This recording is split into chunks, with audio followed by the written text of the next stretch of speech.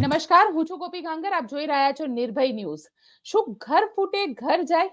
અત્યારે ભારતીય જનતા પાર્ટીની પરિસ્થિતિ કંઈક આવી જ લાગી રહી છે, કારણ કે આજે જવાહર ચાવડાએ સોશિયલ મીડિયા પર પોસ્ટ મૂકી છે અને હવે એવું કહેવાય રહ્યું છે કે શું જવાહર ચાવડાએ ભારતીય જનતા પાર્ટી છોડી દીધી છે, કારણ કે પોસ્ટમાં જે સંદેશો હતો એ બહુ સાફ હતો. આપણી સાથે આ વિષય પર વાત કરવા માટે જગદીશ મહેતા સર જોડાઈ ગયા છે. મહેતા સાહેબ, સવાલ એ જ પૂછીશ કે ખરેખર જવાહર ચાવડાએ ભારતીય જનતા પાર્ટી છોડી દીધી કે પછી હવે સૌરાષ્ટ્રની રાજનીતિ વધારે ગરમાઈ ગઈ?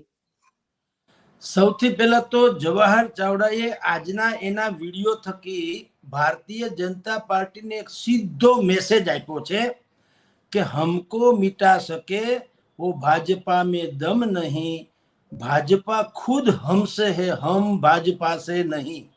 આ પેલો એને મેસેજ આપ્યો. જવાહર ચાવડા જુનાગઢનું એક જમાનાનું રજવાડું કહી શકાય એવા પેથલજીભાઈ ચાવડાના સુપુત્ર છે. પેથલજીભાઈ ચાવડા એનું બાકીનું બધું તો દુનિયાનું લાંબુ ટૂંકું બધી વર્ણન નહીં કરું, પણ એક લીટીમાં સમજાવું કે કેવી હસ્તી હશે. જ્યારે સૌરાષ્ટ્રમાં કોઈ સાયકલ લઈ અને પેડા ખવડાવવા આવે કે અમે સાયકલ લીધી છે 200-400 રૂપિયાની સાયકલ, એટલા સાયકલ જુનાગઢમાં કોઈ લેતા તો એના પેડા ખવડાવતા કે ભાઈ સાયકલ લીધી છે. તે સમયે જવાહર ચાવડાના બાપુજી એટલે કે એના પિતાશ્રી ભાઈ પેથલજી ચાવડા પાસે ખુદનું હેલિકોપ્ટર હતું. એ સમયમાં એનો પોતાનું મકાન નથી, મહેલ છે બાકાયદા. હા, રજવાડાને છાજે એવો મહેલ છે જુનાગઢમાં. એટલે અઢળક સંપત્તિના માલિક છે જવાહર ચાવડા. એટલે એણે હવે એમાં બન્યું એવું બેન કે જવાહર ચાવડાને ભારતીય જનતા પાર્ટી મૂળ કોંગ્રેસી એમાંથી ભાજપમાં આવ્યા 2019માં પેટા ચૂંટણી લડીને જીતા પછી રૂપાણીની સરકારમાં એ કેબિનેટ મિનિસ્ટર બન્યા. ઓકે, ત્યાં સુધી બધું બરાબર હાલતું હતું. પણ એ જ્યારે રાઇવલી શું થઈ, હવે એના પછી અરવિંદ લાડાણી માણાવદરના કોંગ્રેસી, આમ તો એક જે કેશોદ માણાવદરના કોંગ્રેસી નેતા, એ હવે ભારતીય જનતા પાર્ટીમાં ભળ્યા. એ ભળ્યા એટલું જ નહીં, એને ટિકિટે મળી, ભાજપે ટિકિટ આપી પેટા ચૂંટણીમાં ધારાસભાની, હમણાં લોકસભાની સાથોસાથ, અને તેઓ શ્રી જીતી પણ ગયા. હવે એક તો એનો એ પરમેનન્ટ રાઇવલ માણસ જવાહર ચાવડા અને અરવિંદભાઈ લાડાણી, એને કૂતરા બિલાડા જેવું કયો તો ચાલે. આપણે એ બેને વાત જેને જામતું નથી હોતું ને એ સેન્સમાં કહું છું. બેને એટલો ડખો છે કે જેની સીમા નહીં. હવે મેન્ટલી બંનેને જામે નહીં એટલે શું થાય છે આપને કહું કે અરવિંદભાઈ લાડાણીએ પત્ર લખી અને ભારતીય જનતા પાર્ટીને કીધું કે ભાઈ તમે જવાહર ચાવડાની સામે એક્શન લ્યો, કારણ કે એ પક્ષ વિરોધી પ્રવૃત્તિ કરે છે ને અમને હરાવવાની કોશિશ કરે છે. આવું એને લેખિતમાં કીધું. જવાહર ચાવડાએ એનો વિરોધ કર્યો તો કે ભાઈ આવું કઈ છે નહીં, હું મારી રીતે મારે જે કામ કરવાનું છે એવું કરું છું. પણ બેને રાઇવલી હતી તો હકીકત છે. હવે આ વાત જે થઈ એ પછી હાઈકમાન્ડે ગઈ અને જે પછી ચૂંટણી હતી એટલે કોઈએ કઈ એક્શન લીધા નહીં. પણ ચૂંટણી પછી જવાહર ચાવડાની વિરુદ્ધમાં બોલવાને ત્યાં મનસુખભાઈ માંડવિયા એની એક સભા હતી. તો સભામાં અરવિંદભાઈ લાડાણી વગેરે બધા હતા.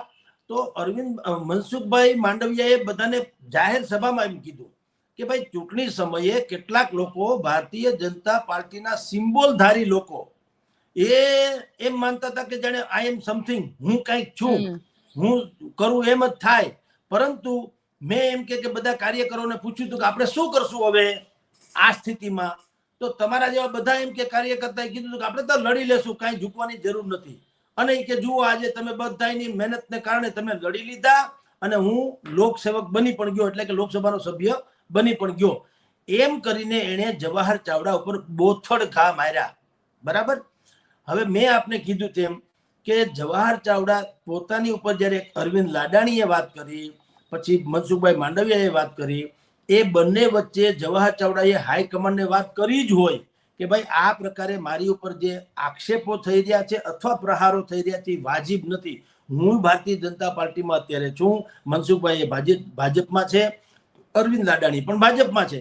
જે કાંઈ વાતો હોય, અમારે જે મન મુટાવ છે એ પાર્ટીના ફોરમ ઉપર ચર્ચા કરવી જોઈએ, સંગઠનના ફોરમ ઉપર ચર્ચા કરવી. જાહેરમાં શું કામ કરો છો? જેમ કે અરવિંદ લાડાણીએ મારી સામે એમ કે આક્ષેપ કર્યા તો મેં એનો જાહેરમાં જવાબ આપ્યો નથી. શું કામ? એ ભીતરી વાત છે પક્ષની. તો તમારે મને સાંભળવો જોઈએ, એને બદલે મારી શિકાયત મેં એમ કે ત્યાં કરી, તમે લોકોએ એ શિકાયત ન સાંભળી એટલું જ નહીં, અરવિંદ લાડાણીની જ ફેવર કરીને મનસુખ માંડવિયા જેવા કેન્દ્રીય મંત્રીએ પણ મારી ઉપર બોથડ ઘા કર્યા.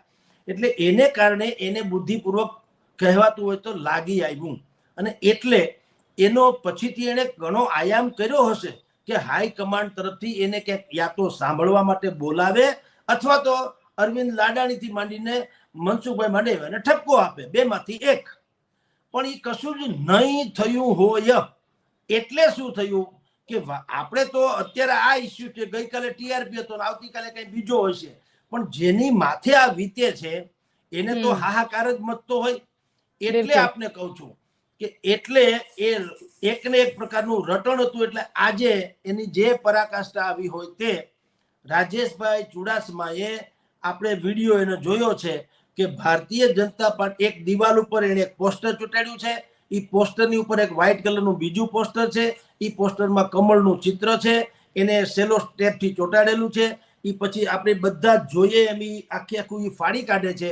એટલે કે ભાજપનું ચિત્ર છે એને ફાડી નાખે છે. એની પાછળનું એક ચિત્ર છે જેમાં એક મસાલ પકડેલો માણસ છે, જેનું કામ મસાલચી હોય એવું, નેત્ર દીપક એ પ્રકારનું કામ છે. એટલે હવે પછી જવાહરભાઈ ચાવડા એ મનસુખભાઈ માંડવિયાના નામ જોગ એનો નામનો ઉલ્લેખ કરીને બધું આખી વિતક કથા જેને કહેવામાં આવે એ બધું જણાવે છે કે ભાઈ જુઓ, મેં ભારતીય જનતા પાર્ટીનો લાભ લીધો નથી, ભાજપે મારી લાભ લીધો છે. શું કામ?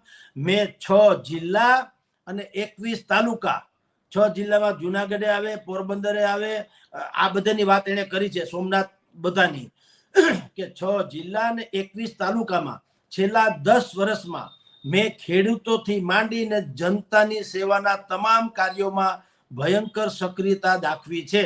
એણે એમ કીધું કે ખેડૂતોના બિયારણનો પ્રશ્ન હોય, ધોવાણના પ્રશ્ન હોય કે પાક વીમો પકાવવાના પ્રશ્ન હોય, એમાં મેં ક્યાંય પણ કચાશ છોડી નથી. એણે એમ કીધું જુનાગઢ પંથકમાં ડાર્ક ઝોનનો બહુ મોટો પ્રશ્ન પેદા થયો હતો, એ પ્રશ્નમાં પણ મેં કાયદેસર દીવાદાંડી કહી શકાય એવું મેં કામ, એટલે કે સીમા ચિહ્ન રૂપ કહી શકાય એવું કામ મેં કરી બતાવ્યું. અને 600 કરોડ રૂપિયા મેં જે તે સમયે ખેડૂતોના બરબાદ થતા હતા કે જુનાગઢ પંથકને મેં પાછા અપાવડાવ્યા એવું પણ એને એમાં દાખલ એમાં વાત ગણાવી છે.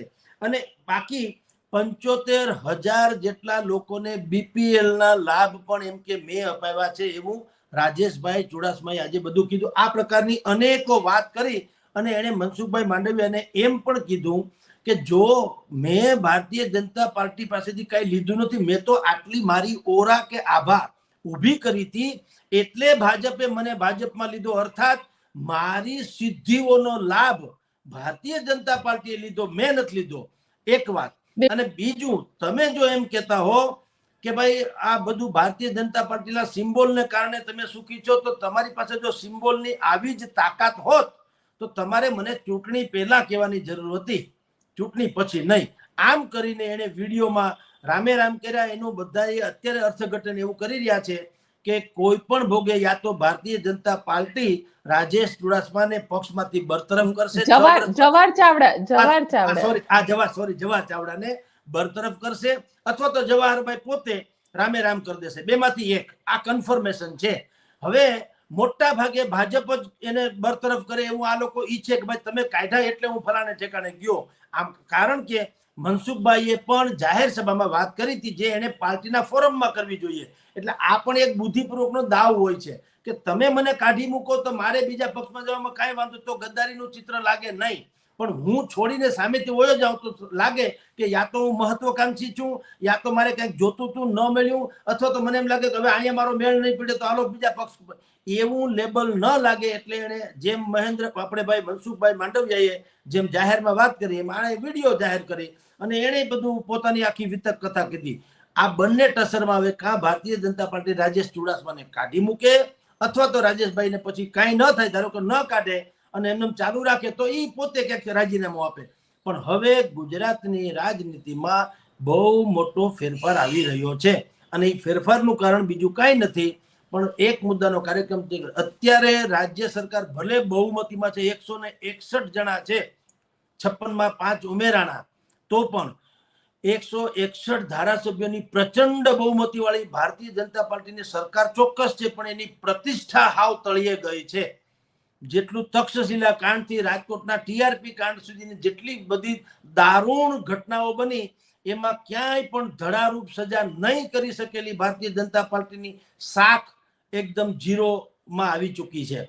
અને ઉલટાનું એનાથી બીજું કે કોંગ્રેસ એટલી સક્રિય થઈ ચૂકી છે, જે ક્યારેય જોવા નથી મળ્યું. અનેકો આવા દિવસો આવ્યા હતા, આવા પ્રસંગો હતા, સારા માઠા બધા પ્રસંગો.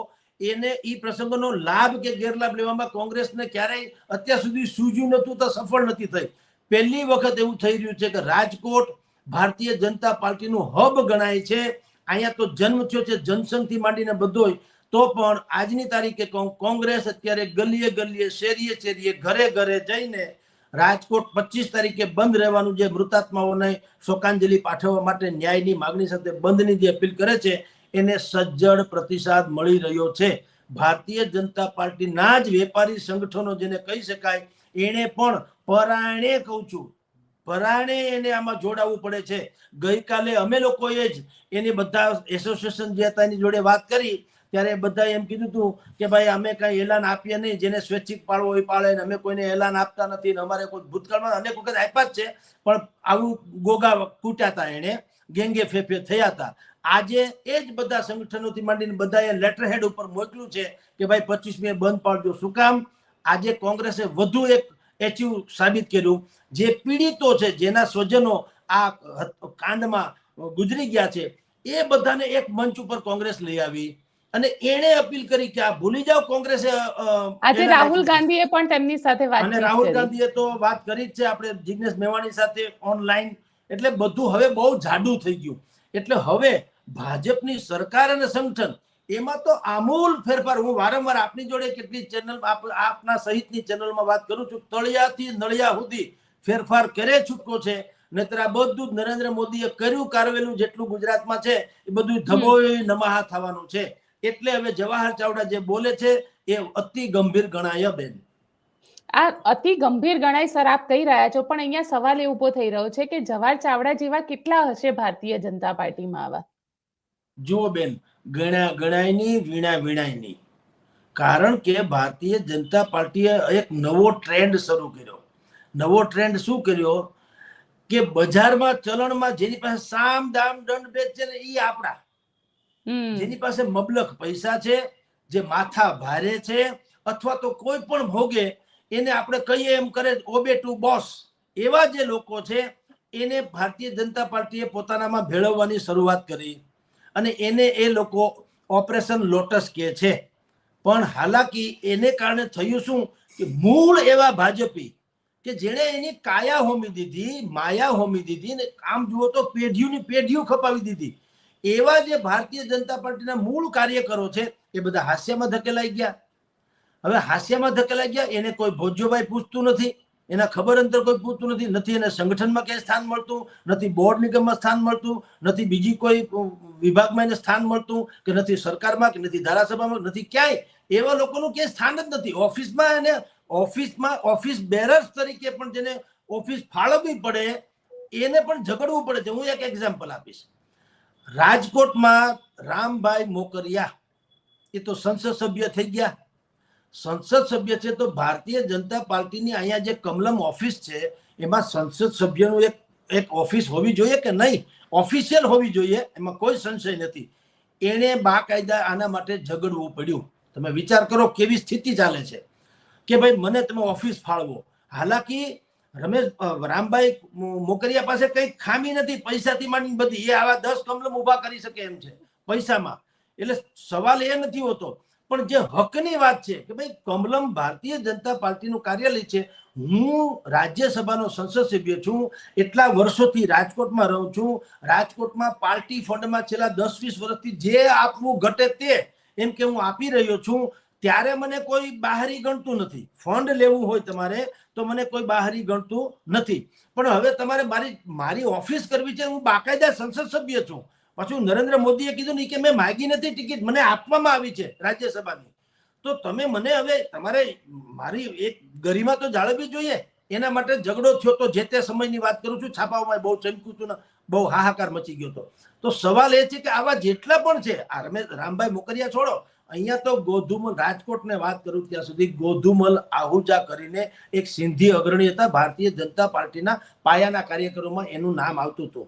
કેશુભાઈ પટેલ, ગોધુમલ આહુજા, ચિમનભાઈ શુક્લ, અરવિંદભાઈ મણિયાર, આ બધા, પ્રવીણભાઈ મણિયાર, બધા દિગંતો કહી શકાય. વજુભાઈ વાળા વન ઓફ ધેમ. પણ પછીની જનરેશનમાં અત્યારે જે શાસન ઉપર છે, ટૂંકમાં જે અત્યારે સત્તાના ભોગવી રહ્યા છે ભોગ, એ તો બધા ચોથી પાંચમી પેઢી છે ને, બધા ચડાવ ધનેડા જેવા છે. એટલે એને મળી ગયું, એને ગમે એને ગુડ બુકમાં નામ નોંધાવીને અત્યારે એને આ પદ પચાવી પાડ્યા છે. વાસ્તવતઃ નથી. એટલે તમને કહું છું કે બહુ મોટો ફેરફાર ભારતીય જનતા પાર્ટીમાં પણ અને કોંગ્રેસમાં પણ આવી છે. કોંગ્રેસ તો સજીવન થઈ રહી છે, એટલે એમાં હવે લોકોને આશા જાગી છે. ભાજપમાં જે હાસ્યામાં ધકેલાઈ ગયા છે અને મૂળ જે કોંગ્રેસીઓ છે એને હવે એમ લાગે છે કે કોઈ વાત નહીં, હાલો આપણે ઘર વાપસી કરવામાં કાંઈ વાંધો નથી. એક તો કોંગ્રેસની જરૂર તો છે જ, એમાં કોઈ શંકા નથી. અને એમાં આના જેવા માણસો આવે, જવાહરભાઈ ચાવડા જેવા ધારો કે, તો એ તો કાયદેસરનું રજવાડું ગણાય. એવા માણસ આવે તો પક્ષને ફાયદો રહે, આર્થિકથી માંડીને બધી બાબતોમાં. એટલે હવે ભારતીય જનતા પાર્ટીનું ત્રાસ કોઈ સહન કરે એમ નથી. ઓરિજિનલ ભાજપીઓ. શું કામ? એક તિરાડ પડી ગઈ. આખો ડેમ તોડવો હોય ને બેન, તો બોમ્બ મારવાની જરૂર નહીં. એક તિરાડ પડે ને ક્યાંક દિવાલમાં, પછી પાણીના પ્રવાહથી ડેમ ફાટી જાય. CR પાટીલ નામની તિરાડ પડી ગઈ, એ જીતીને કેન્દ્રમાં વયા ગયા. એટલે ભારતીય જનતા પાર્ટીનો શિસ્તનો જે ડેમ હતો ત્યાં સુધી અકબંધ, એ અકબંધ ડેમમાં CR પાટીલની તિરાડ પડી ગઈ. એટલે હવે બધાએ માથું ઊંચક્યું છે. અને શું કામ ન ઊંચકે? કારણ કે આ બધાએ આમાં કાયા રેડી દીધી છે દરેકે, જે તે લોકોએ. એટલે એ લોકો હવે બોલવા માટે તેને આમાં પહેલ કરી છે. અને હવે શું થશે?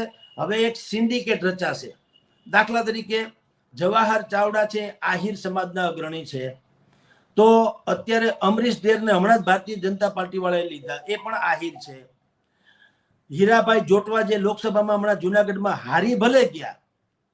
હારી ગયા રાજેશ ચુડાસમા સામે, એમાં ના નહીં, પણ આહિર સમાજનો અત્યંત લોકપ્રિય ચહેરો છે, આદરણીય વ્યક્તિત્વ છે. આજે એને ભાઈ આને જવાહર ચાવડાને વેલકમ કર્યા, બોલો. નહીતર ભાજપમાં છે, હજી તો કઈ નીકળી નથી ગયા. તો એણે શું કીધું કે ભાઈ જે કઈ જવાહરભાઈ ચાવડાએ કોંગ્રેસમાં હતા ત્યારે જે કઈ કામગીરી કરી તે તો બહુ નેત્રદીપક હતી અને એમાં જરાય ખામી નથી.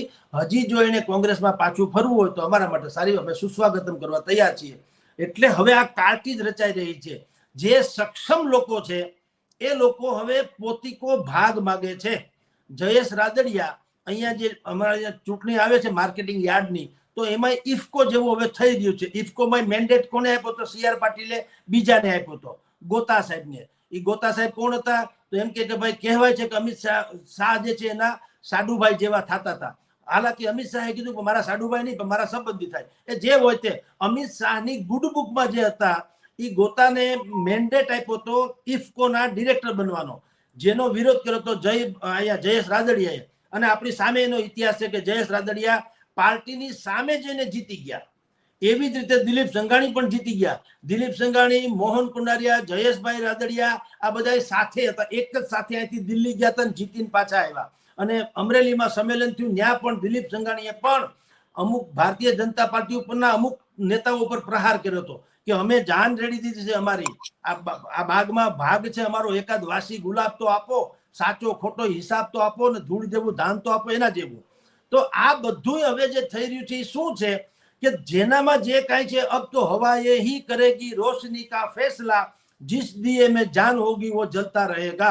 જે દીવામાં તક છે, જાન છે, એ બધા હવે તમારા કોળીએ ઢંકાઈ જવા માંગતા નથી.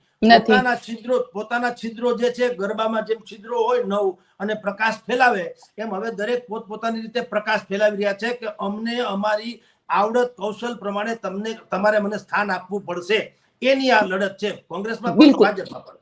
બિલકુલ સર, છેલ્લો સવાલ પૂછી લઉં. હવે ભાજપમાં યાદવા સ્થળીની આ શરૂઆત કહી શકાય, કારણ કે જે રીતે ચર્ચા ચાલતી હતી લોકસભાની ચૂંટણીમાં, એમાં આ એક પહેલી ખિલ્લી જેને કહી શકાય એ ખિલ્લો ભોકાયો છે.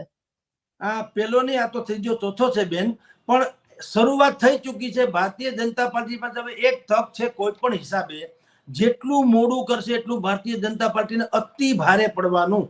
સરકાર અને સંગઠનમાં આમૂલ ફેરફાર કરે છૂટકો છે. એ નહીં કરે, એને જે રીતે કરવો તે રીતે, પણ જો એ રીતે કરશે તો ભારતીય જનતા પાર્ટીનું અત્યારનું જે 3 દશકાનું શાસન છે, નરેન્દ્ર મોદી અહીંયા જે બધું વાવી ગયા છે અને બેઠા બેઠા લોકોએ લણી અત્યાર સુધી ખાધું છે, એનો આ કદાચ છેલ્લો એપિસોડ હોઈ શકે, છેલ્લો તબક્કો હોઈ શકે.